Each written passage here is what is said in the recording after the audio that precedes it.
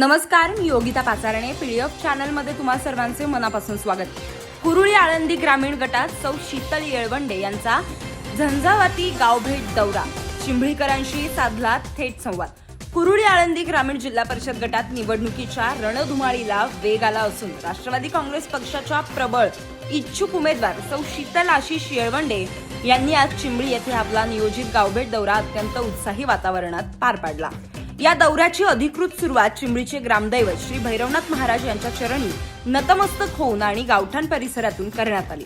यावेळी शीतल येळवंडे यांनी गावातील प्रत्येक गल्लीत आणि घराघरात जाऊन आबालवृद्धांशी अत्यंत आपुलकीने संवाद साधला. केवळ औपचारिकता न पाळता त्यांनी महिलांच्या समस्या, तरुणांच्या रोजगाराच्या अपेक्षा आणि गावकऱ्यांनी मांडलेल्या पिण्याच्या पाण्याचा प्रश्न तसेच अंतर्गत रस्त्यांच्या दुरव्यवस्थेबाबत सविस्तर चर्चा केली. चिंबळीकरांनी देखील मोठ्या संख्येने एकत्र येत पुष्पवृष्टी करून येळवंडे यांचे स्वागत केले. जनतेच्या मनातील प्रश्नांची सोडवणूक करणे आणि आपल्या कुरुळी आळंदी गटाचा सर्वांगीण कायापालट करणे हेच माझे मुख्य ध्येय असून सामान्यांच्या हक्काचा आवाज म्हणून मी काम करत राहीन, असा ठाम विश्वास त्यांनी यावेळी ग्रामस्थांशी बोलताना व्यक्त केला.